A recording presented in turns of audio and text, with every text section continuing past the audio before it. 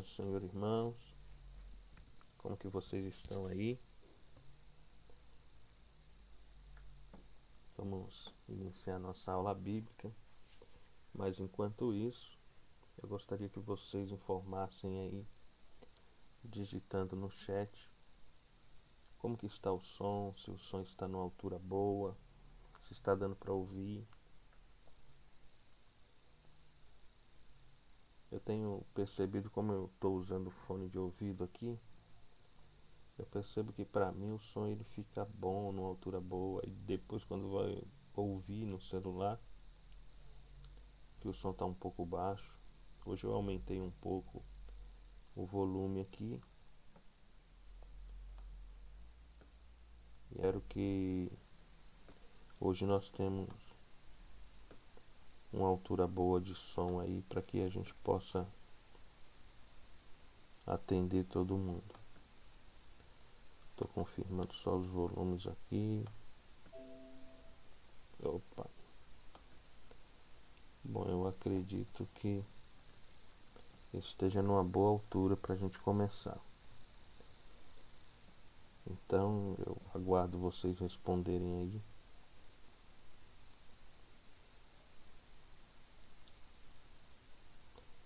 E como nós fizemos no domingo passado, nós vamos dar um tempinho aí até umas 9h10 para que os demais irmãos vá se chegando aí e a gente inicia a nossa aula. Uns 10 minutinhos de tolerância.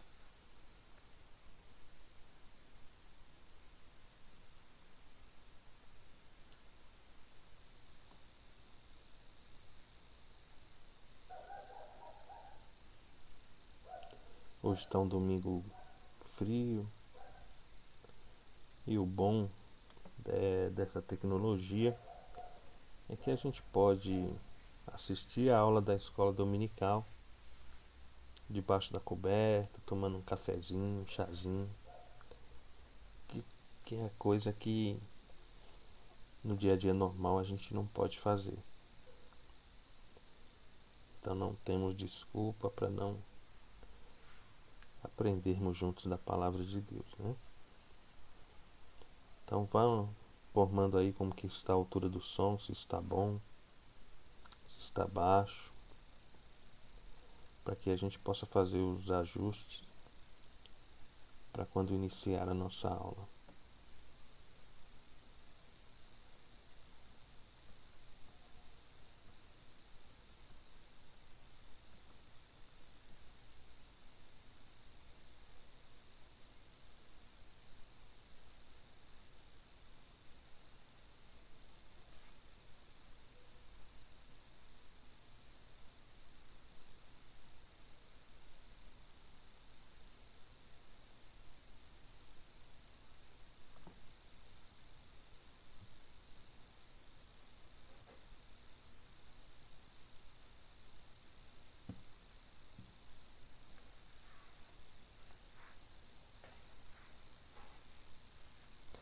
Então tá bom aí o som para vocês? Se vocês não estão falando nada é porque eu acredito que esteja numa boa altura.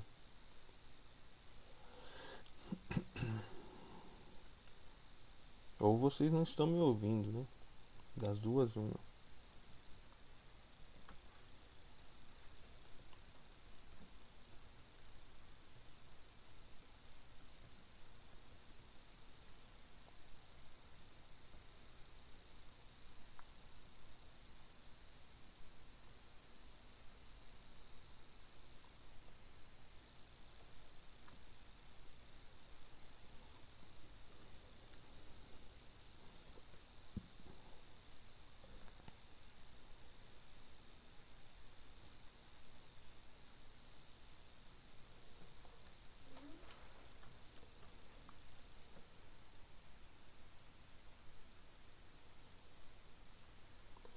Nós temos nossa irmã Sônia, nosso irmão Lorenzo, que é o seu sobrinho, conectados conosco, nosso co-pastor evangelista Jair, temos o Gladson, nosso sonoplasta e guitarrista, Que Deus abençoe vocês. Maravilha. Gladstone está falando que para ele, direto pelo celular, está ok.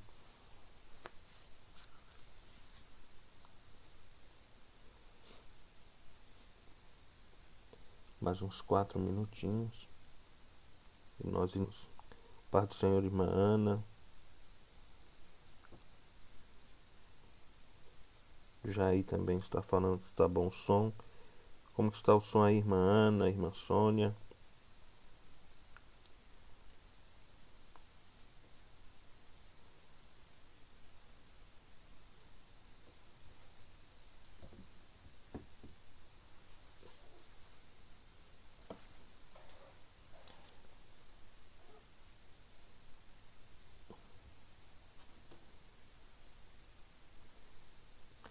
Só está um pouco escuro, né? Porque o ambiente que eu estou aqui não tem uma luz adequada. Seria interessante providenciar uma luz daquela lá que o pessoal usa para fazer vídeos. Pelo celular o som tá bom, maravilha, irmã Ana. Paz do Senhor, irmã Melk. Já aproveita a sua entrada e faça um check aí no som, se está tudo ok.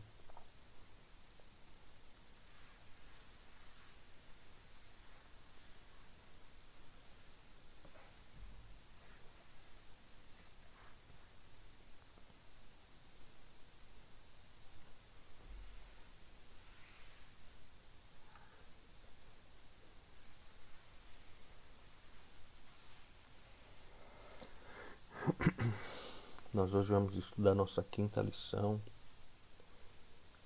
Parece que não, mas já se foram mais de um mês que nós estamos vivendo nessa quarentena. E está ótimo o som, segundo a nossa irmã Mel, que amém. Então acredito que dá para seguir assim. Mas como havia falado, nossa quinta lição hoje nos mostra exatamente que nós já estamos mais de um mês nesse regime de isolamento e sabemos que o governador de São Paulo ele prorrogou aquilo que estava previsto para se findar agora no dia 10, não mais acontecerá, né? E aí nós vamos seguindo desta forma, né? Na nossa quinta lição, quase chegando na metade do trimestre aí. Mas Deus é bom, estamos sempre aguardando providências de Deus, sabemos que tudo está no controle de Deus, né? Que independente da situação, independente das afrontas que nós como servo de Deus sofremos, né? O inimigo tentando colocar em xeque a nossa fé, no poder do nosso Deus, se Deus realmente é poderoso, como vários comentários que eu já ouvi, né, de pessoas questionando e dizendo: mas se Deus é do jeito que vocês falam, por que que não acabou com isso ainda? Por que que vocês estão vivendo em isolamento social? E alguns questionamentos como esse que a gente escuta no dia a dia, mas sabemos que tudo isso é cumprimento da palavra do Senhor. Há um momento que nós seremos perseguidos, é o que diz a Bíblia, né? E quando isso acontecer, que nós possamos estar firmes. Analisar, até saindo fora desse contexto, mas uma curiosidade: se a gente for estudar a história da igreja, logo após os discípulos, né, que vieram, os pais da igreja, que a gente chama de patrícios, nós vamos perceber que existia um período na história em que o cristianismo foi tão perseguido a ponto dos daquela época fazerem cultos, né, ou realizar seus cultos em cemitérios, né, em cavernas. Por quê? Porque os governadores da época, os imperadores, perseguiam os cristãos e matavam, né? Mandavam queimar Bíblias, queimar os crentes e tudo. E nem por isso Deus deixou de ser Deus, né? Nem por isso Deus livrou muitos cristãos da cova dos leões. Somos melhores do que ele. Então não adianta quererem colocar em xeque, né, a nossa fé, porque nós acreditamos, e se Deus ele quiser dar um basta nisso de forma milagrosa, ele é poderoso para fazer. Mas também, se ele não quiser, continua sendo Deus, porque a Bíblia diz que ele não pode negar-se a si mesmo. Amém? Então, assim, nós estejamos firmes em meio a essa pandemia, acreditando que Deus, ele é poderoso, e se ele quiser fazer, ele faz. Bom, acho que já dei 12 minutos aí, vamos iniciar a nossa aula. A nossa aula hoje, que traz por título Libertos para uma Nova Vida em Cristo, que tem o nosso texto áureo baseado em Efésios capítulo 2, versículos 4 e 5, que diz assim: Mas Deus, que é riquíssimo em misericórdia, pelo seu muito amor com que, estando nós ainda mortos em nossas ofensas, nos vivificou juntamente com Cristo. A verdade prática diz assim: por meio da maravilhosa graça divina, fomos libertos do pecado, perdoados e salvos da condenação, e ainda recebemos o direito à vida eterna. A leitura bíblica em classe está situada em Efésios, capítulo 2, do versículo 1 ao versículo 10, que diz assim: A paz do Senhor, irmã Joseli, Deus abençoe. Diz assim: E vos vivificou, estando vós mortos em ofensas e pecados, em que noutro tempo andaste segundo o curso deste mundo, segundo o príncipe das potestades do ar, do espírito que agora opera nos filhos da desobediência, entre os quais todos nós também antes andávamos nos desejos da carne, fazendo a vontade da carne e dos pensamentos, e éramos por natureza filhos da ira, como os outros também. Mas Deus, que é riquíssimo em misericórdia, pelo seu muito amor com que nos amou, estando nós ainda mortos em nossas, nos vivificou juntamente com Cristo, pela graça sois salvos, e nos ressuscitou juntamente com ele, e nos fez assentar nos lugares celestiais em Cristo Jesus, para mostrar nos séculos vindouros as abundantes riquezas da sua graça, pela sua benignidade para conosco em Cristo Jesus. Porque pela graças por meio da fé, e isso não vem de vós, é dom de Deus. Não vem das obras, para que ninguém se glorie, porque somos feitura sua, criados em Cristo Jesus para as boas obras, as quais Deus preparou para que andássemos nela. O objetivo geral da nossa lição, da nossa aula de hoje, é revelar que a graça salvadora de Cristo nos garante vida eterna. E os objetivos específicos nos diz que a cada término de cada tópico dessa lição, vamos alcançá-los. Ao término do tópico 1, é refletir sobre a nossa natureza pecaminosa. Ao término do tópico 2, é explicar que fomos vivificados pela graça de Deus. E ao término do tópico 3, informar que nossa salvação vem de Deus e não obras. Amém? A irmã Joseli está falando: Elias e Joseli, estamos linkados. Amém. Que Deus abençoe vocês. A introdução da nossa lição diz assim: a presente seção da Epístola aos Efésios apresenta relevantes aspectos doutrinários da salvação, conforme Efésios capítulo 2, versículo 1 ao 10. Nela, o apóstolo descreve a libertação dos pecados como um favor imerecido, dado por Deus aos salvos, a fim de que eles desçam de uma nova vida em Cristo. Meus irmãos, quando falamos de doutrina da salvação, estamos falando de uma disciplina no campo da teologia sistemática denominado de soteriologia, né? que resumidamente soteriologia significa doutrina da salvação. Então, quando o comentarista ele diz que esses 10 versículos que lemos do capítulo 2 de Efésios apresentam aspectos doutrinários da salvação, e é porque o apóstolo Paulo ele deixa claro, né, nesses versículos, que sem Deus e Jesus Cristo o homem ele é incapaz de se salvar, né? Agora, por que sem Deus e Jesus Cristo? Sem Deus, primeiro, porque no versículo 4 que nós lemos aqui, Paulo ele diz que pelo fato de ser riquíssimo em misericórdia, né, e por causa do seu grande amor com que nos amou. Então, o que Paulo fala nesse versículo, ele dá o motivo pela qual o Senhor fez isso por nós. Primeiro, pela sua riquíssima misericórdia, e segundo, pelo seu grande amor. E Cristo, né? Porque no versículo 5, Paulo diz que, estando nós mortos, né, nos nossos pecados, ele nos deu vida juntamente com Cristo.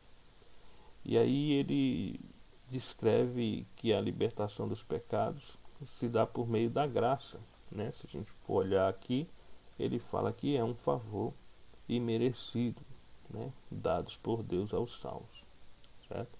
Então, tudo isso aqui nós vamos estudar no decorrer desta lição. Primeiro ponto: a antiga natureza morta em ofensas e pecados. No início da epístola, o apóstolo Paulo lembra que antes da regeneração estávamos mortos em ofensas, pecados, e éramos por natureza filhos da ira. Antes da regeneração. Então, assim, apenas para a gente recapitular, né, o que nós já estudamos até aqui acerca do processo da salvação. Primeiro nós temos a escolha e o chamado. Esse é o primeiro passo, né? Sentimos o desejo de entregar nossa vida a Cristo, né? Quando nós atendemos o chamado e aceitamos a Cristo, ocorre então a eleição, certo? Eu acho que vocês lembram disso, né? Então, quando a alma entra lá na igreja, ouve no final que é feito o apelo, ele levanta sua mão, então ali acontece o que nós chamamos de eleição, né? E aí, uma vez eleito, neste momento acontece a conversão, que é seguido de arrependimento e fé, certo? Então ele levantou a mão, aceitou Jesus, então ele se converte. Então acontece o que chamamos de justificação, absolvição dos pecados, onde ocorre o primeiro nível da santificação. Lembra dos níveis de santificação? Então aqui acontece o primeiro nível, que é a santificação posicional, né? Então, após a justificação, o que acontece? É a regeneração, que é a nova vida operada pelo Espírito Santo. Então Paulo diz que antes desse processo nós estávamos mortos em ofensa, né? E uma coisa interessante que ele usa aqui é a expressão filhos da ira, né? A palavra ira no original grego é uma palavra chamada orge, né? E significa mau humor, caráter, né, agitação da alma, impulso, né, emoção violenta, certo? Ou seja, Paulo estava querendo dizer que antes de tudo isso, todo esse processo, né, de escolha, de eleição, de conversão e tudo mais, então antes de tudo isso, né, nós tínhamos esses sentimentos, né, esses comportamentos que eu citei aqui, que é acerca da agitação, impulso, né, da emoção violenta, tudo isso. Então, quando encontramos essa expressão na Bíblia, nós estamos falando exatamente da forma como agíamos antes de seguir a Cristo, né? Então, sempre que você encontrar falando sobre filhos da ira, o que quer dizer filhos da ira? Isso era a forma como nós nos comportávamos antes, a forma como nós agíamos antes, o tipo de sentimento que existiam em nós antes de conhecer a Cristo. E se a gente for lá em Gálatas no capítulo 5, versículo 22 a seguir, nós vamos ver acerca da carne e do fruto do Espírito, né? Quando nós andamos em carne, né, nós cometemos os frutos da carne, que é a ira, que é a inveja, que é tudo aquilo que a gente encontra lá em Gálatas capítulo 5, né, versículo 22. Mas quando nós aceitamos Cristo, que a regeneração é a nova vida guiada pelo Espírito Santo, então a partir desse momento o tipo de fruto que nós damos são os frutos do Espírito, que é a longanimidade, é o amor, é paz, né? É tudo isso também que está descrito lá no livro de Gálatas, no capítulo 5. Então, existe uma diferença entre as duas situações. Uma coisa é ser filhos da ira, outra coisa é ser filhos de Deus. Certo? Seguindo aqui. Nossa condição anterior. E vos vivificou, estando vós mortos em ofensas e pecados. Diz o primeiro versículo. A palavra ofensa do grego paraptoma tem o sentido de passo em falso de forma deliberada. O termo é hamartia, o qual descreve como aquele que erra o alvo. Em vista disso, o homem, em sua natureza decaída e diagnosticada como morto, ou seja, uma declaração da real condição das pessoas. O conceito é de morte moral e espiritual provocada pelo pecado, que inevitavelmente separa o homem de Deus.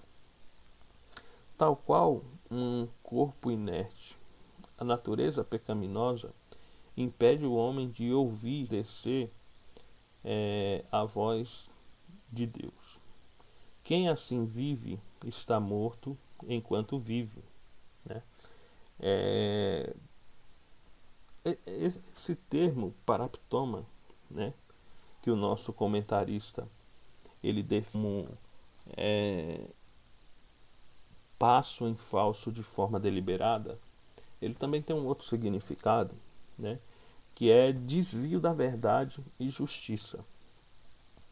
Então essa mesma palavra paraptoma, né, no grego, ela tem significados. Um significado é esse expressado pelo comentarista da lição, e também ela pode significar desvio da verdade e justiça, ou seja, quando nós deixamos de praticar a justiça, né, e nos desviamos da verdade, nós cometemos, né? Ofensas e delitos significam a mesma coisa aqui no contexto. E uma coisa interessante é que para quem comete tais coisas, né, existe uma sentença da parte de Deus. Se a gente for lá no livro de Salmos, capítulo 28, versículo 21, nós vamos ver que Deus diz assim: partirá a cabeça, né? Deus partirá a cabeça dos seus inimigos e o crânio dos que andam nos seus próprios delitos, né? Então, assim, olha a sentença de Deus para quem com atrocidade, né? Olha como que Deus considera as pessoas que se desviam da verdade e da justiça, não é verdade? Então, assim, é muito interessante essa questão. E se a gente for analisar, tem muitas pessoas, né, que ainda andam litos, né, em suas ofensas. O que Paulo está querendo dizer ou mostrar para os irmãos de Éfeso é que esse tipo de atitude era antes e não hoje, né? Nós cristãos não podemos e não devemos em delitos, né, em ofensas e pecados.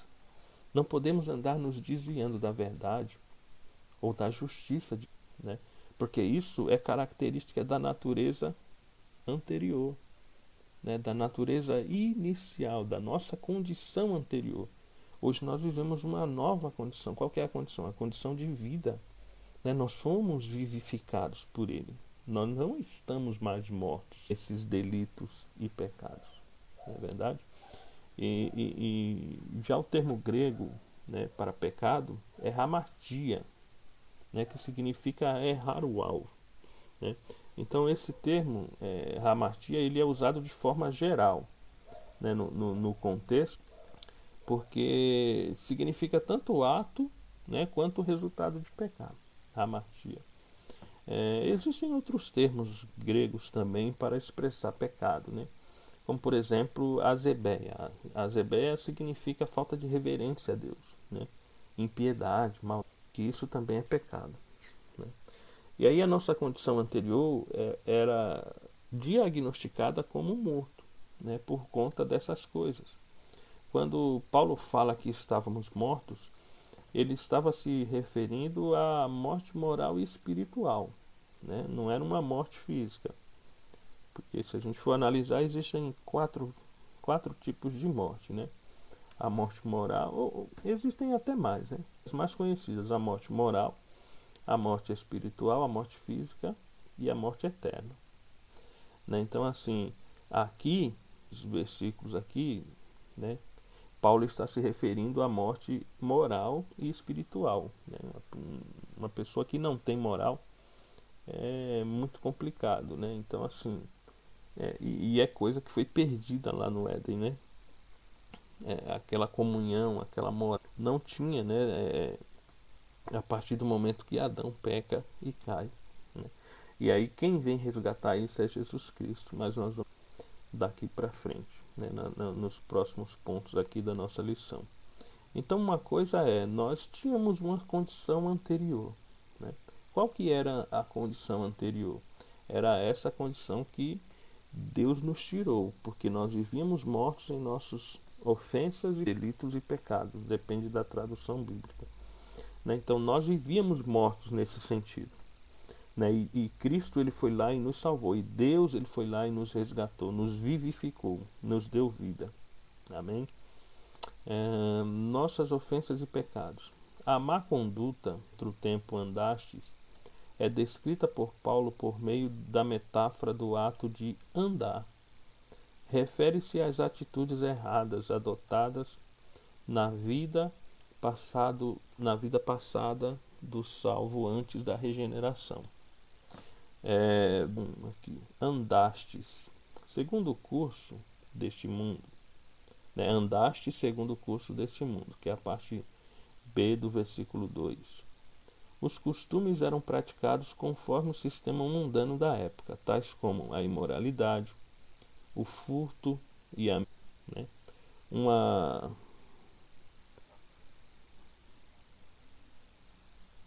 irmão Jair está dando uma definição aqui, né? Um ato divino que concede ao pecador que se arrepende e que crê uma vida nova e mediante a união pessoal em Cristo. Pirman, né? Isso aqui é a definição do termo regeneração, né? Que nada mais é viver de uma nova vida, viver uma nova vida, né? Mediante a pessoa de Cristo, guiado pelo Espírito Santo. Andaste segundo o curso deste mundo. Os cuscados conforme o sistema mundano da época, tais como a imoralidade, o furto e a mentira, né? Uma constatação de que o sal tomar a forma do mundo, relativizar o pecado e muito menos ajustar-se à maneira de viver de seu tempo. Isso aqui é interessante porque os costumes, né, que eram praticados conforme eles têm, como posso dizer assim, ênfase no meio da sociedade, né? É quando a sociedade ela passa a enxergar aquilo como não tem mais problema, isso aqui não tem problema e tudo mais, né? Uma coisa que nós percebemos na nossa era, né, vamos dizer assim, nos dias de hoje, é a falta de pudor, né? Que mesmo antes, as pessoas tinham um certo pudor, né? Se você passasse numa banca de jornal, por exemplo, você não via revistas de cunho pornográfico à vista para que todo mundo pudesse ver. Isso era colocado, por exemplo, em um departamento ali, né, que só uma pessoa adulta falava com o jornaleiro ia lá e mostrava as revistas que tinha, né? Mas hoje não é assim. Hoje eles estão nas primeiras prateleiras da banca de jornal. Você passa e já vê estampado, né, revistas de cunhos pornográficos e coisas desse tipo. Ou seja, a sociedade ela vai se evoluindo, e passa a considerar determinadas coisas como é, coisas irrelevantes, que não tem problema, né? E aí o ser humano que vive nesse mundo, ele passa a seguir, ou ele passa a praticar esses costumes, né? Né?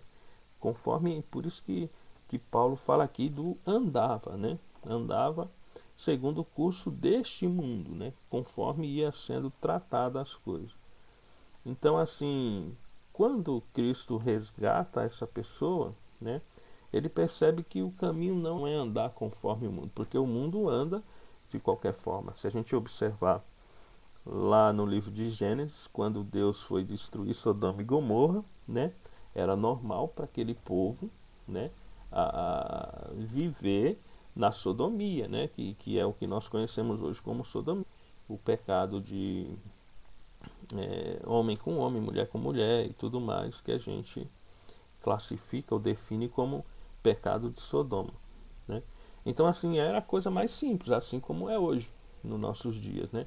Ainda existem algumas rejeições, ainda existem algumas pessoas, até mesmo que não são evangélicos, que repudiam tais atitudes, né? Mas o mundo para a normalidade, para que isso seja algo normal que acontece e é assim que funciona e tudo mais, né?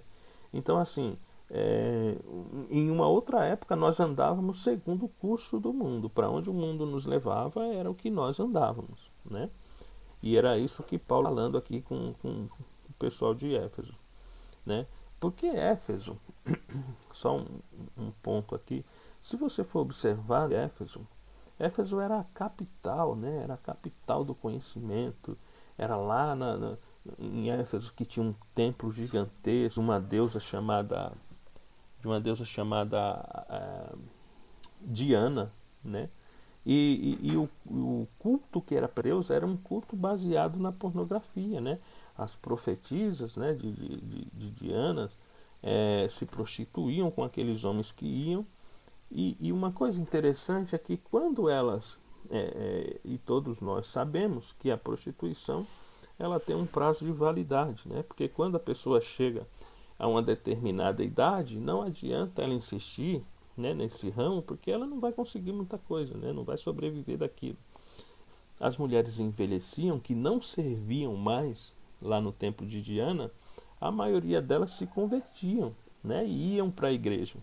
E aí, quando elas iam para a igreja, elas não tinham o costume e queriam opinar, queriam falar, queriam ensinar dentro dos templos. Paulo usa a expressão lá em Coríntios dizendo, olha, as casadas, né, que elas devem permanecer caladas e elas pergunte para os seus maridos em casa. Por exemplo, a questão do véu, quando Paulo combate lá dizendo, não, o cabelo foi lhe dado no lugar do véu, porque essas mulheres quando vinham, elas raspavam seus cabelos, né, para identificar que elas foram prostitutas, né? Então, assim, e para elas não ficarem careca, elas usavam, né? Elas usavam véu na cabeça. E as mulheres viam aquilo, as outras mulheres, né? Viam aquilo e queriam usar também. E é por isso que Paulo combate dizendo, não, o cabelo foi lhe dado no lugar do véu. Então existem alguns conceitos referentes a isso, né? Paz do Senhor, irmã Elisete. Deus abençoe, certo?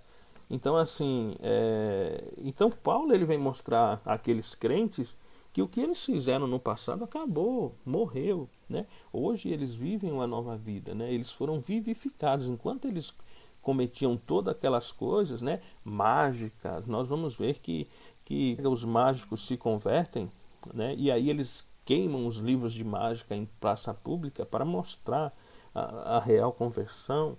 Assim, Paulo ele vem falando exatamente isso, sabe? Tudo aquilo que vocês praticavam, aquilo ali passou, vocês estavam mortos naquela época, né? Mas Cristo deu vida para vocês. E essa nova vida que é a regeneração, né? Vocês têm que andar de outra forma. Então era isso que Paulo queria fixar dos crentes de Éfeso, certo? 2.2 Andastes segundo o príncipe da potestade do ar. Uma alusão a Satanás, que exerce autoridade sobre os poderes do mal. Indica que os agentes malignos têm a capacidade de influenciar os homens desobedientes e incrédulos. Mais adiante na carta, Paulo alerta que a nossa luta é contra tais seres do mal. Contudo, não é necessário temer, pois Deus exaltou Cristo acima de todos. Então aqui ele fala exatamente da capacidade do inimigo de manipular as pessoas que não vivem uma vida Cristo, né? Sabemos que isso não quer dizer, e eu gostaria de deixar claro, que todo mundo que não tem Cristo, que não é crente, né, eles são manipulados pelo diabo, eles são possuídos e coisa e tal. E não é isso, muitas vezes. Pessoas que não andam segundo a nova vida em Cristo, eles têm uma facilidade, né? Eles podem ser manipulados pelo inimigo. E uma coisa é certa, né? Quando nós vivemos pela carne, né, praticando toda essa maldade, tudo isso que a nossa carne, que é o sentimento de ódio, né, que é a falta de caráter, muitas vezes, né, é a ira, a raiva, certo? Então o inimigo ele opera nesse meio. Então assim, existe uma porta aberta para que o inimigo, né, o ar, como ele diz aqui, né, ele possa manipular, ele possa agir mediante essa voz e mediante essa porta aberta, né, através dessa porta aberta. E quando o homem ele vem para Cristo, então ali ele é blindado, né?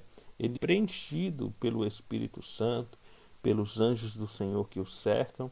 Então o inimigo ele tenta, né? Ele tenta fazer alguma coisa, e é por isso que Pedro diz que ele anda, né, ao nosso derredor, bramando como leão, procurando a quem possa tragar. A partir desse momento existe uma blindagem, existe uma proteção, que é os anjos do Senhor que acampam em volta dos que o temem e os livram, né? Então, os anjos do Senhor estão em volta e o inimigo, né, está ao nosso derredor, buscando a quem possa tragar.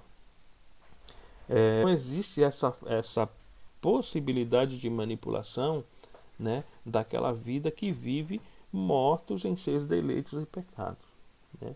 E aí Paulo mostra à igreja de Éfeso que para eles eles viveram nessa época, mas, né, naquela época vocês viviam andando segundo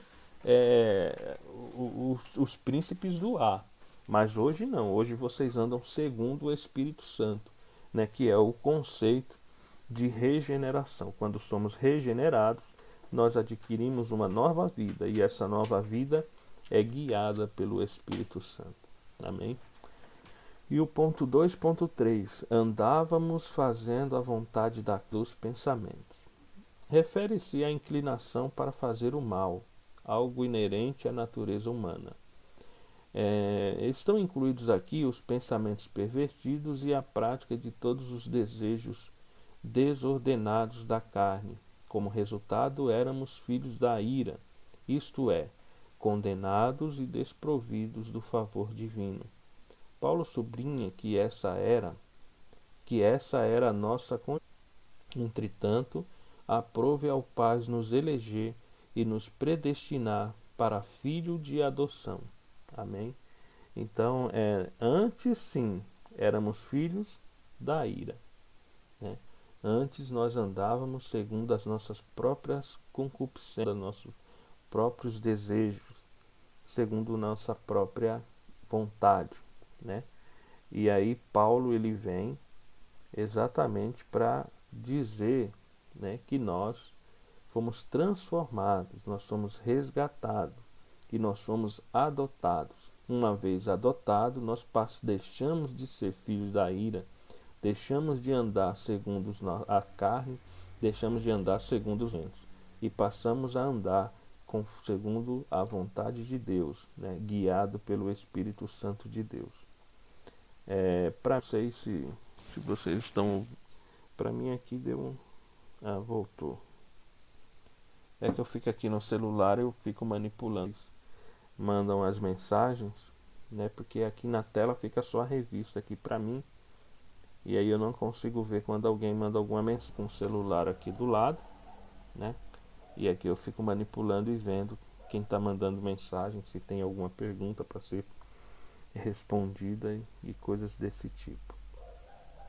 Bom, o resumo deste tópico, né, desse primeiro tópico, é que a nossa condição diante de Deus era caótica. Éramos escravos e estávamos condenados à perdição e morte eterna. Agora, antes de irmos para dois, eu gostaria de só fazer um breve comentário aqui. Todos serão. Por que nós servimos a Cristo e por que nós pregamos que Cristo é o único caminho, né? Justamente por isso, porque observa o seguinte: todo ser humano pecou, né? Quando Adão e Eva eles pecaram obedecendo a Deus, toda a raça humana ela foi condenada juntamente com eles, né? Todos aqueles que nasceram após Adão e Eva, eles nasceram com o que chamamos de pecado original, que foi o pecado de Adão e Eva. Todo ser humano ele nasce com isso. É por isso que quando Jesus ele nasceu, né, ele não nasceu através do relacionamento de um homem com uma mulher, né? Jesus ele nasceu fruto do Espírito Santo, exatamente para nascer sem pecado, né? Ele se utilizou apenas da barriga de Maria para que pudesse vir ao mundo. Porque uma coisa é certa: ninguém, né, nenhum espírito desencarnado, ele tem direito legal na Terra. Porque a Terra, ela foi feita para os seres humanos, para nós habitarmos. E é por isso que Jesus ele precisou vir em carne, né, para que ele pudesse ter direito legal de habitar na Terra, certo? Então, é por isso também que o diabo ele se manifesta através de incorporações em pessoas, né? Para que ele possa ter poder de operar na Terra, porque até então não existe esse poder. Então, quando tudo isso aconteceu, a raça humana ela veio condenada com esse pecado inicial de Adão e Eva. Então, por conta disso, todos os seres humanos eles foram destituídos, né? Eles foram desligados, eles foram. A morte significa separação, né? Então, se nós estávamos mortos nos nossos pecados, né, nos nossos delitos, nós estávamos separados de Deus, né? E se nós estávamos separados de Deus, né, nós precisávamos de algo, né? A morte é algo inerente, né? É algo sem movimento, é algo que não tem movimento, né? Algo inerte ali, inerente ali, certo? Então, era assim que Jesus Cristo, né, que Deus considerava a raça humana, né? A nossa condição, como diz aqui o comentarista, era caótica, né? Porque nós éramos escravos de tudo isso, né? Então, o que acontece? Jesus Cristo nos salvou e nos resgatou deste mundo.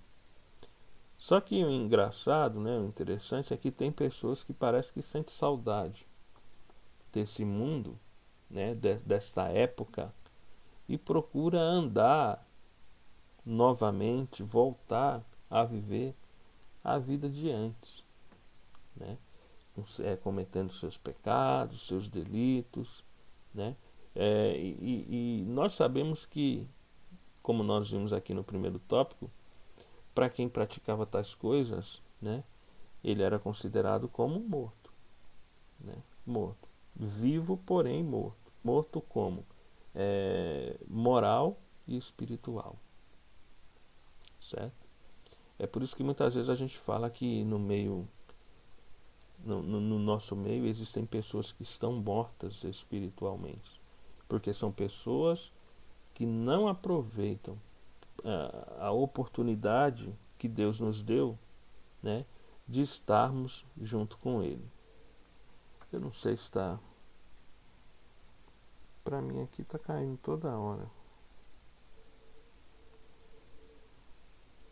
Tá tudo bem com a transmissão aí? Queria que vocês comentassem aqui, porque para mim aqui parece que tá.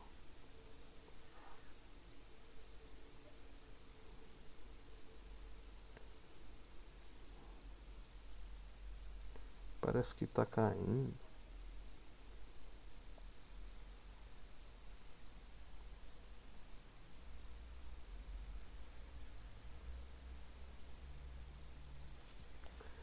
Gostaria que vocês mencionassem normal com a transmissão.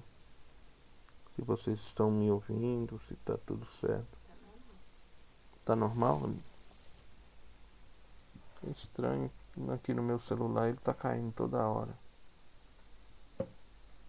Bom.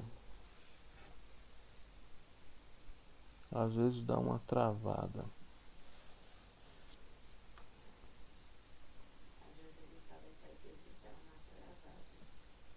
Opa.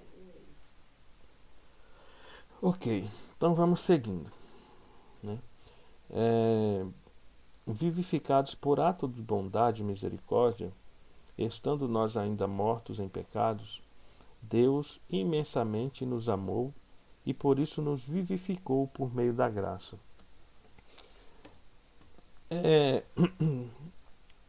Quando Cristo ele nos vivificou, né, nos deu vida, qual foi o motivo dele fazer isso?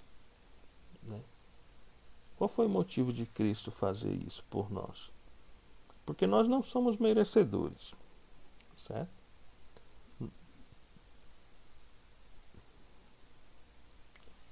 Deixa eu ver esse cabo aqui. Nós não somos merecedores disso, certo? Nós estávamos mortos em nossos pecados, certo? Então, qual foi o motivo disso? Por que Deus ele se importou conosco? Por que Deus ele nos deu assim essa oportunidade? Visto que o povo, né, a nação, o ser humano em si, eles estavam todos mortos, né, da glória. E aí Paulo vem explicar exatamente isso por 2 pontos, né? Pela misericórdia e pelo amor, né? Esse foi o ponto principal do motivo pela qual Cristo nos vive. Foi pelo amor pelo qual Ele nos amou, né? Aqui ele fala que por ato de bondade e misericórdia, estando nós ainda mortos, Deus imensamente nos amou e por isso nos vivificou por meio da sua graça. Então o motivo principal de nós estarmos aqui hoje não é porque nós somos bonzinhos, ou porque Deus olhou para nós e falou, não, e eu acho que... Não, é pelo amor, né? O amor pelo qual Ele nos amou, né? A imensidão do seu amor. É por isso que lá no textuário da Bíblia, que é João capítulo 3, versículo 16, é um versículo pequeno, porém é onde expressa as maiores grandezas de toda a Bíblia, né? E talvez do universo, acredito que do universo também. Porque é exatamente lá que ele expressa os maiores, né? Os maiores, tudo que é grande lá. Por exemplo, Deus. Existe até um que eu vi que às vezes está travando. Eu vou precisar ver essa minha internet aqui. Que como eu fico enviando dados direto, a velocidade de download até que é boa. Mas a de upload, que o upload é o que eu envio, como eu estou fazendo um vídeo, eu estou enviando dados.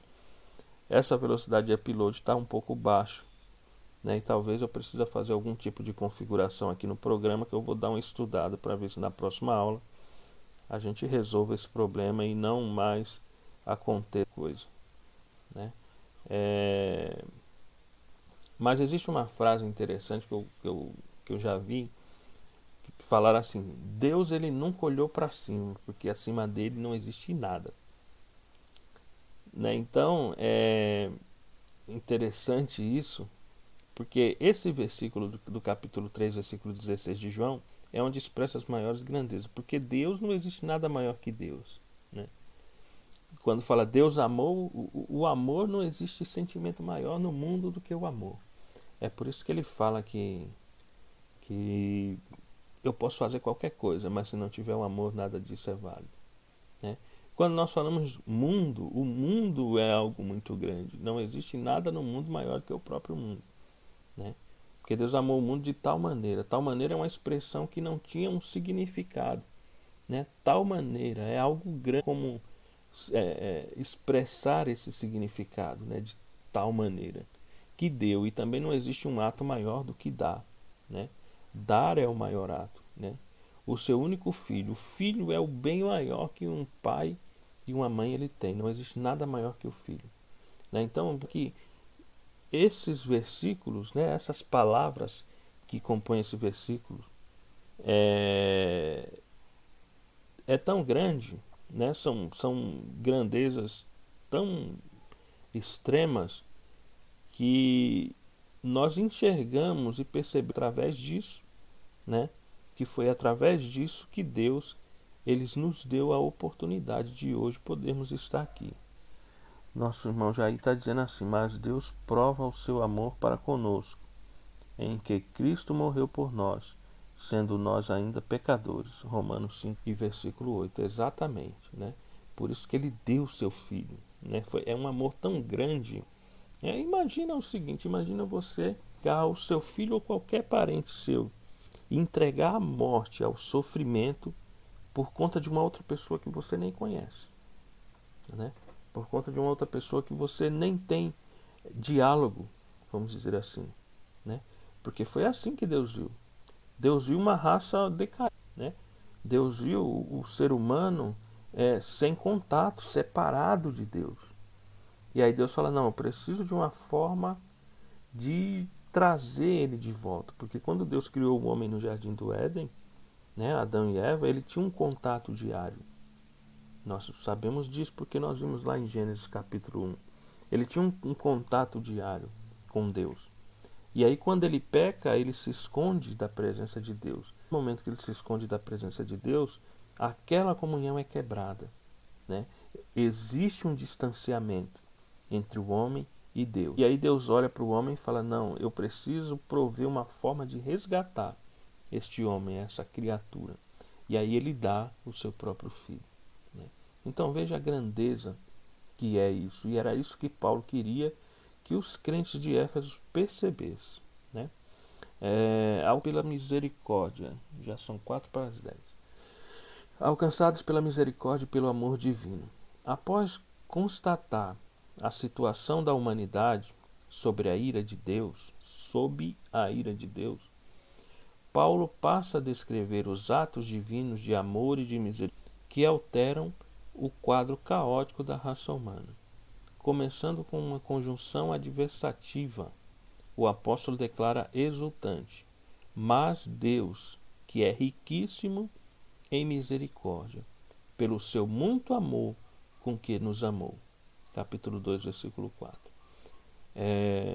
O ato de misericórdia implica compaixão e simpatia para com os indignos. A carta aos Efésios ensina que, ao prover à humanidade o meio de escape da merecida ira, Deus não se mostra apenas misericordioso, mas abundante em misericórdia.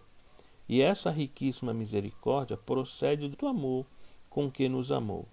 A Bíblia enfatiza que foi a magnitude desse amor que motivou a nossa salvação. Ou seja, resumindo, é aquilo que eu acabei de falar. Né? O motivo principal, o amor de Deus para conosco. Então, através do amor de Deus, que Ele fez todas essas coisas e hoje nos deu a possibilidade de estarmos aqui. E aí, tem muitos de nós que não reconhecem o tamanho do amor que Deus tem por nós, né? E tem outros que até abusam, porque uma coisa se a gente voltar no tópico anterior da nossa situação anterior, nós vimos lá que existe o pecado, né? E o significado da palavra original do pecado, né, no grego, significa errar o alvo, né? Que alvo é esse? Sabemos que todo pecado ele é direcionado, né, ou ele vai contra Deus, né? Então, assim, tem pessoas que não reconhecem esse imenso amor e continuam pecando, né? Continuam seguindo, levando uma vida leviana, uma vida, né, de pecados, ou seja, ele continua vivendo a situação anterior, né? Ele continua praticando as coisas que ferem a Deus, né? Que vão contra a santidade de Deus, né? Por que todo pecado vai contra Deus? Porque Deus é santo e tudo que cidade ele vai contra Deus, né? Então, o Paulo queria que os irmãos de Éfeso enxergassem esse grande amor que Deus tem para conosco, né? Deus teve e tem para conosco, porque esse foi o real motivo. Não é porque nós merecemos, porque o ser humano nenhum merece. O ser humano merece a destruição, né? O ser humano merece a ira de Deus, certo? Mas o amor de Deus e as suas misericórdias, que ele é riquíssimo. Esse termo riquíssimo em misericórdia, se a gente for analisar a grandeza dessa expressão, riquíssimo, uma coisa é você ser rico, né? Se a gente pegar, trazer para os nossos dias e dizer, fulano é rico, se eu for conversar com você e falar, olha, você sabe fulano? Fulano é rico. Aí você vai ter uma noção, né, de que aquela pessoa tem muito dinheiro. Mas se eu chegar para você e falar, sabe fulano? É riquíssimo, né? O que você vai gerar na sua cabeça? Que ele é rico ao quadrado, que ele tem muito mais do que você imaginaria. Eu falasse que simplesmente que ele era rico, né? Então Paulo ele quis mostrar aos irmãos de Éfeso dizendo, olha, Deus ele é riquíssimo em misericórdia, né? E em amor, certo? Então, assim, é muito interessante e que nós aprendamos a valorizar isso da parte de Deus. Porque se a gente aprende a valorizar isso, com certeza nós seremos melhores servos, os melhores cristãos, porque nós sabemos valorizar a oportunidade que Deus nos deu, né? Não oferecemos. Não adianta alguém dizer, nossa, mas fulano canta tão bem, eu acho que ele mereceu. Não, ninguém merecia, a não ser a ira de Deus, né? Mas as misericórdias do Senhor, ela foi o motivo pela qual Deus não cedeu aquilo que nós merecíamos receber, né? Que era a ira de Deus, certo? Vivificados por sua graça, descrevendo as dádivas divinamente concedidas aos salvos, o apóstolo enfatiza que o amor de Deus nos alcançando nós ainda mortos em nossas ofensas. Isso significa que não éramos merecedores desse amor, mas que mesmo assim Deus nos vivificou juntamente com Cristo. Essa frase quer dizer que nascemos de novo. Não estamos, pois Cristo nos deu vida outra vez. Fomos vivificados sem mérito algum. Tudo foi efetivado por graça, o favor imerecido, né? Então, nós ainda estávamos mortos, nós ainda cometíamos os pecados, estávamos cometendo, estávamos errando, né? E mesmo estando nessa condição de fazer tudo que era errado ainda, Deus falou, não, eu vou fazer algo por ele, né? E aí, através da sua graça, ele nos vivificou, nos deu a oportunidade de nascermos de novo, uma nova criatura, né? E agora deixamos de ser filhos da ira e passamos a ser filhos de Deus por adoção. Amém? Vamos correr um pouquinho por conta da hora que já ultrapassou. Exaltados por sua graça. O apóstolo dos gentios ainda destaca que o poder de Deus nos ressuscitou juntamente com ele e nos fez assentar nos lugares celestiais em Cristo. Observe que a palavra juntamente indica que Deus concede ao homem os mesmos benefícios alcançados por Cristo. Que benefícios são esses? Né? A ressurreição, a vida eterna e os céus. Assim, ao conceder tais bênçãos aos homens, Deus mostrou as abundantes riquezas da sua graça. Desse modo, ratificamos que a salvação e seus privilégios são conferidos pela imensurável graça de Deus, o favor divino e merecido. Ou seja, tudo aquilo que você não merecia receber. A graça de Deus é maior e Deus te dá. Então não adianta, irmão. Muitas vezes, se nós entendêssemos isso, né, a gente vê tantas pessoas querendo colocar Deus na parede, ameaçar sair da igreja se Deus não der, se Deus não fizer. Você não é merecedor disso, irmão. Entendeu? Se Deus fizer, você está no lucro. Está no lucro. Então não adianta você querer questionar, se Deus não foi, eu vou entregar. Não adianta, né? Não adianta. Irmão Daniel Almeida, Deus abençoe, seja bem-vindo à nossa aula. Então não adianta a gente chegar e dizer, não, Deus não fizer isso para mim, eu vou deixar de ser regente, eu vou deixar de pregar, eu vou deixar de tocar. Não adianta, porque Deus ele não faz as coisas porque você merece. Deus ele faz as coisas pela sua graça. Então, se você receber, se considere-se no lucro, né? Se considere-se no lucro, não porque você mereceu, certo? Por isso que barganha com Deus não funciona, porque nós não estamos onde estamos hoje por merecimento. É por graça e misericórdia. Se Deus fosse dar aquilo que a gente merece, eu acho que não existia raça humana mais na Terra, né? Mas o seu amor é tão imenso, misericórdias são tantas, que nós estamos aqui hoje. E cabe a nós, né? Cabe a nós reconhecermos essa oportunidade que Deus nos dá para que nós possamos ser sempre melhor, né? Então, o favor divino e merecido é o que nos proporcionou esta oportunidade de hoje de manhã eu estar aqui e você aí ouvindo a santa palavra de Deus. Amém? O resumo desse tópico 2 vai dizer que o pecador passou da morte para a vida por meio da graça divina concedida por obra da misericórdia e do grande amor de Deus. A salvação não vem das obras. Em capítulo 2, versículo 8 ao 10, Paulo revela que a salvação não depende de obras humanas, porque pela graça sois salvos por meio da fé. Porém, uma vez salvo, o crente deve praticar as boas obras. Certo? Então, assim, é ponto também que eu acho que as pessoas, né, e Cristo deixa claro isso em Apocalipse, quando eles chegam lá e falam, mas Senhor, em teu nome eu curei, em teu nome eu expulsei demônios, né? Em teu nome eu falei outras línguas, e aí Jesus vai dizer para ele, apartai-vos de mim que eu nunca vos conheço. Porque não é a obra que salva. Tudo isso pode ter acontecido, né? Mas não é a obra que salva, é a graça de Deus, né? Só que assim, a partir do momento que nós somos salvos, nós devemos praticar as boas obras. Nós devemos praticar.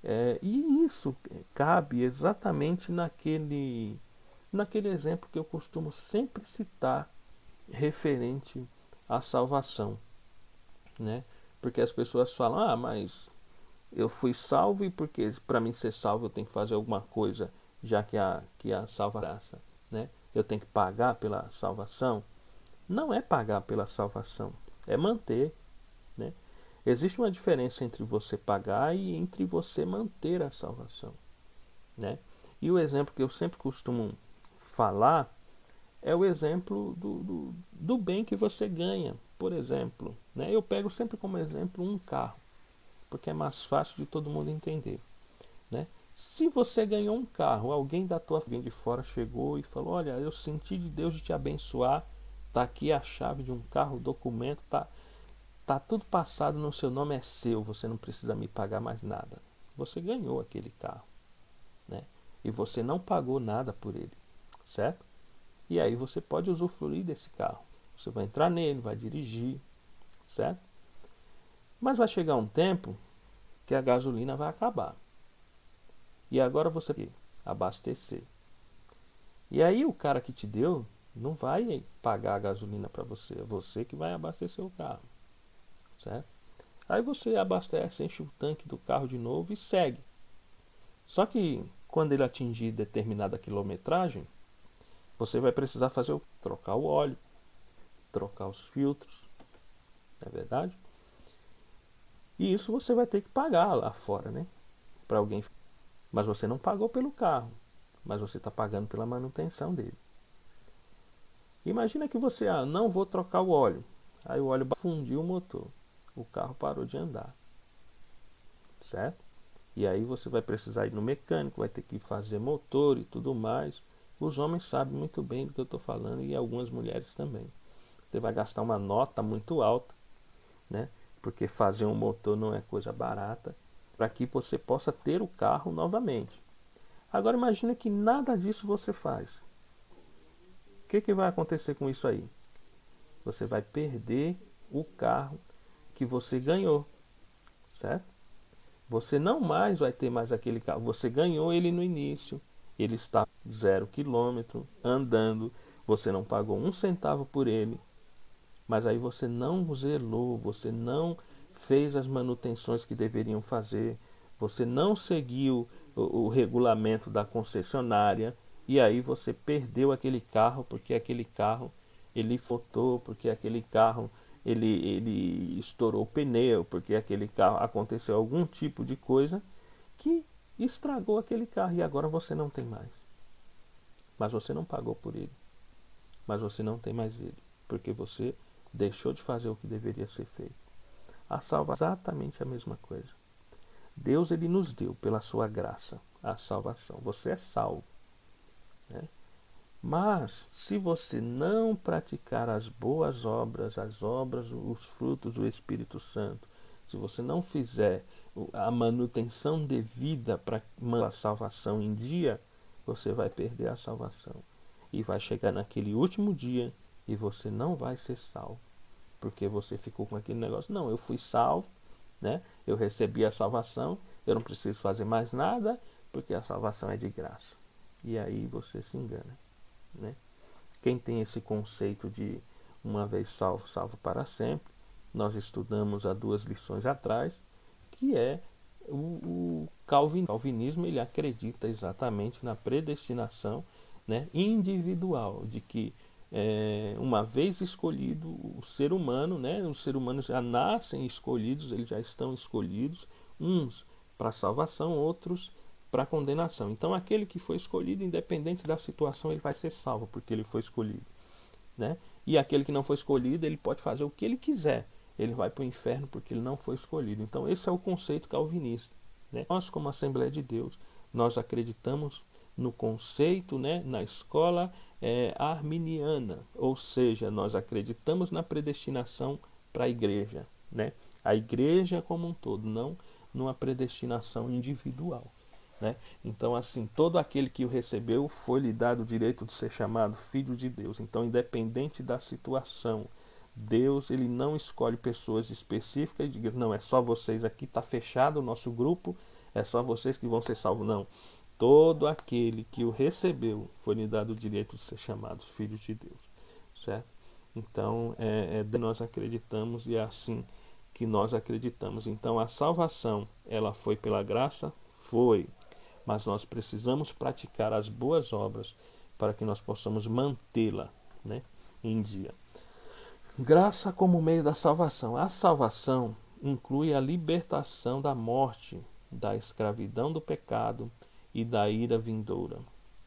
Ao mesmo tempo, permite ao salvo desfrutar de todas as bênçãos espirituais descritas em Efésios capítulo 2, versículo 1 ao 7. Portanto, a salvação é o do poder da maldição do pecado e da morte, e a restituição do homem à comunhão com Deus. Uma bênção concedida a todo um Cristo como Salvador.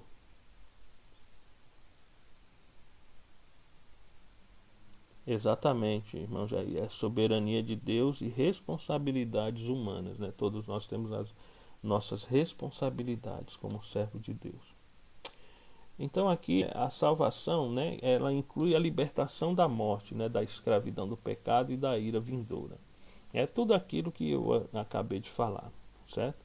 Portanto, a salvação é o livramento do poder, da maldição do pecado e da morte, e a restituição do homem à comunhão, como eu falei no início.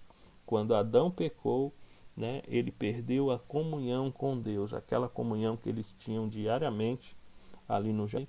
Quando ele peca, que ele percebe que havia desobedecido, que ele estava nu, então ele se esconde, e aquela comunhão que existia até então foi quebrada, foi perdida. E é por meio da salvação, é por meio de Cristo Jesus, que essa comunhão é restabelecida, né? E aí não mais existe a necessidade do sacerdote interceder, não mais existe a necessidade de ter que entrar em um conflito e estar confessando seus pecados ao homem para que ele possa interceder por você, porque a partir do momento que Cristo ele veio, morreu por nós, a Bíblia diz que o véu do templo, aquele véu que separava, né, o povo, né, o sacerdote do povo, a intercessão, aquele véu ele se rasgou de alto a baixo, dando-nos a nós o acesso diretamente ao trono da graça, a Jesus Cristo, né? Mesmo que a figura de intercessão ainda exista, né? Porque é através de Cristo que chegamos a Deus, não chega diretamente, da mesma forma que era antes, né? Que o sacerdote, que era o intermediário ali para se chegar a Deus, hoje nós temos alguém, né? Continuamos com esse mesmo papel, continuamos com essa mesma figura, mas essa figura hoje não é humana, é Jesus Cristo, né? Então ele é o intermediador entre Deus e os homens. Então nós chegamos a Cristo e Cristo, através do Espírito Santo, intercede por nós com gemidos inexprimíveis. A palavra graça é a tradução do grego charis, que significa favor imerecido, conforme Romanos 3:24. Ela mostra que a iniciativa para tornar possível a salvação veio da parte de Deus e por meio da graça de Deus, por meio da graça que dá o livre-arbítrio e capacita o pecador para que responda com fé ao chamado do Evangelho. Todavia, ainda assim, o ser humano é livre para escolher entre dois caminhos, salvação e perdição. Sua liberdade não foi eliminada e a graça resistida, né? A fé deve ser considerada como a aceitação da obra realizada por Cristo em seu favor. Ela é resposta à graça de Deus através da qual recebemos a salvação. Ou seja, Deus, ele nos concedendo a salvação por meio da graça de um favor imerecido. O ser humano ele tem direito, tem a possibilidade de rejeitar, de não escolher ser salvo, né? Então, Cristo, mesmo depois de tudo, o ser humano ele escolhe valorizar, né, ou reconhecer o tão grande amor de Deus que deu seu Filho por nós, ou ele pode desprezar esse sacrifício, desprezar esse amor e rejeitar a graça que o Senhor nos concedeu. Isso está nas nossas mãos, até nós mesmos, mesmo na nossa condição de hoje, se nós quisermos a partir de agora dizer, eu não acredito mais em Deus, eu não quero mais a salvação e nos abandonar, nós temos esse direito por meio do livre, esse direito entre aspas por meio do livre-arbítrio. Então eu posso querer continuar servindo a Cristo, como também não servir mais e rejeitar a graça e o reconhecimento desse amor tão grande que Deus teve ao nosso favor. 2. Obras prudência da salvação. Aqui Paulo usa duas negações para endossar a origem da salvação. A primeira expressão, isso não vem de vós, trata da salvação pela graça que provém de Deus. A segunda ratifica que a salvação não vem das obras, o que indica não se tratar de recompensa de alguns ato humano. As afirmações excluem a possibilidade de alguém ser salvo por esforço pessoal. Como a salvação é uma realização agora, somos feituras suas, criados em Cristo para as boas obras. Uma transformação ocorreu. Agora em Cristo, uma nova criatura, e as coisas velhas passaram. Segundo Coríntios, capítulo 5, versículo 17. Por isso, se antes o apóstolo usou andar numa perspectiva negativa, outrora andávamos fazendo obras más, né? Agora, por perspectiva positiva, somos instados a andar fazendo boas obras. Não como meio para ser salvo, mas como a evidência da salvação. Ou seja, é aquilo que eu falei quando eu exemplifiquei do bem que você recebe, né? Não por pagamento, né? Não é pagar, né? Porque, voltando ao exemplo do veículo, quando você faz a manutenção devida, você não está pagando ao dono, né? Aquele primeiro personagem que te deu o veículo, né? Você não está pagando a ele, você está mantendo o carro em funcionamento, em perfeito estado. Então, não é o pagar. As obras não é o pagar a Cristo por meio. Olha, o Senhor me deu a salvação pela graça, então eu vou pagar fazendo isso. Não é pagamento, né? É evidência da salvação. Uma vez salvo, nós somos transformados, né?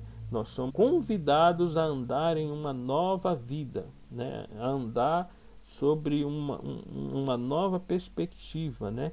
Guia do Espírito Santo, produzindo frutos do Espírito Santo. Então isso é evidência da salvação.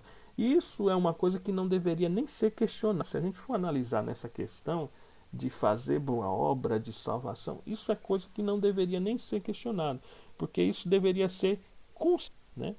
Isso, na verdade, é uma consequência. Porque quando nós andamos pelo Espírito, consequentemente, nós temos frutos dignos de arrependimento, que é o fruto do Espírito Santo, né?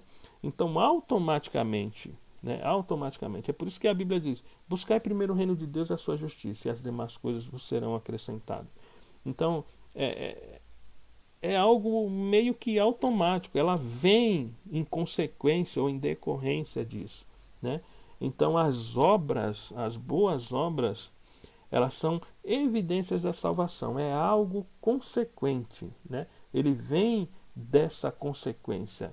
Então não era para ser nem questionado, mas porque um cristão que vive guiado pelo Espírito Santo, de maneira nenhuma ele vai questionar sobre as obras.